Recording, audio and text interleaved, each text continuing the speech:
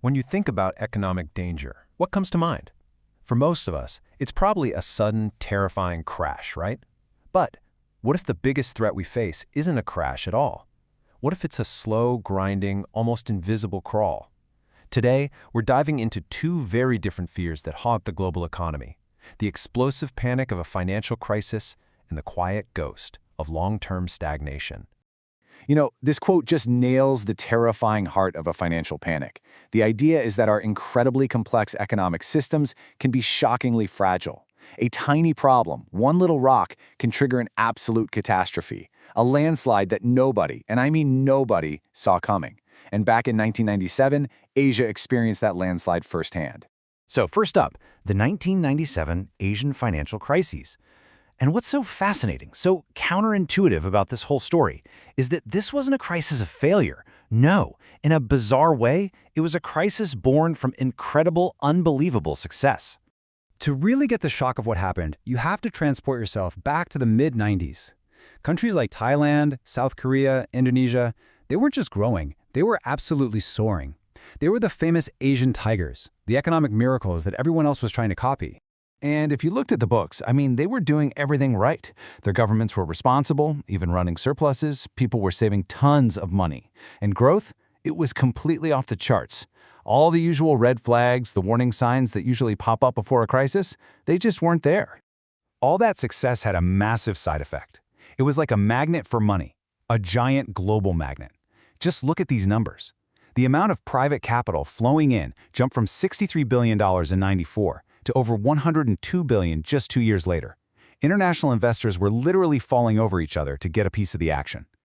This quote really says it all. A full year after the crisis hit, the IMF, the International Monetary Fund, was still saying, wow, nobody could have predicted this. The success story seemed absolutely unstoppable until all of a sudden it wasn't.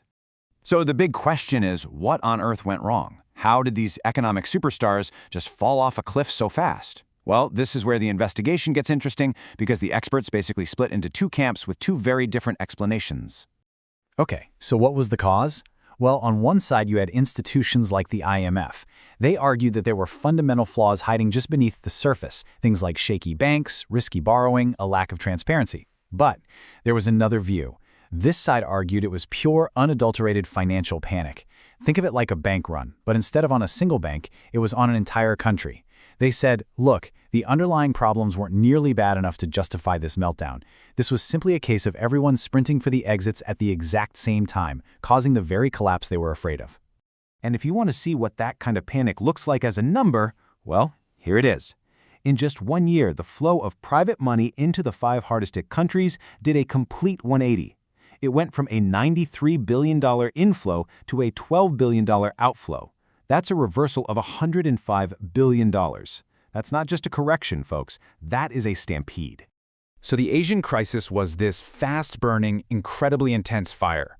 But the memory of that kind of sudden, unpredictable collapse has given rise to a totally different kind of economic fear, one that's a lot slower, and maybe, just maybe, a little bit spookier. You see, the thing about these crises that are driven by pure panic is that while they are absolutely devastating, the recovery can be just as fast. We saw it in Mexico's tequila crisis in '95, and sure enough, the Asian economies did eventually bounce back pretty strongly. A sharp crash can often lead to a sharp rebound. But this is the critical question for our time, isn't it? It's the one that really started to haunt people after the 2008 global financial crisis.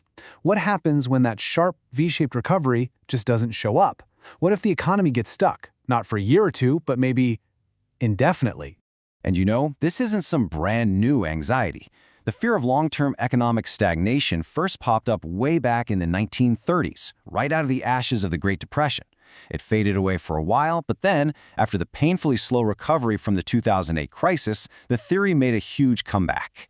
So what is this old theory that suddenly feels so new? What exactly is secular stagnation? Let's break it down. Okay, so the term secular stagnation sounds a little academic, I know, but secular here just means long-term. Think decades or even a generation. And the core idea is that an economy can get stuck in this persistent rut, not because of some temporary shock, but because of a permanent, chronic lack of demand. There just isn't enough spending or investment to get the economic engine running at full speed. And like I said, this idea has been around for a while. It was first put forward by an economist named Alvin Hansen, way back in 1938. He was worried that after the Depression, the American economy had basically run out of gas, that the big drivers of growth, like a booming population and westward expansion, were over. And this is the quote that brought the whole debate roaring back to life in 2013. Economist Larry Summers posed this really radical thought experiment. He said, what if our economy is so weak, so anemic, that the interest rate needed to get us back to full employment is actually negative, like negative 2 or 3%? Since you can't really do that in the real world, the economy just gets stuck, permanently performing below its potential. So, if secular stagnation is the disease, this chronic lack of demand, then what are the causes? Why might so many advanced economies be facing this kind of problem right now? Well, economist Robert J. Gordon points to what he calls 6 major headwinds that are slowing us down. Things like demography. Aging populations mean fewer workers and fewer consumers. Or look at inequality. When more and more wealth gets concentrated at the very top, more of it tends to get saved instead of spent, which drags down overall demand. You combine that with things like high debt, educational plateaus, and globalization, and you've got some pretty powerful, deep-seated forces holding growth back. Okay, let's bring these two huge ideas together now. We've talked about the sudden, violent crash of a financial panic and the slow, persistent crawl of secular stagnation. And here they are, the two big fears, side by side. On one hand, you have 1997, the sudden shock.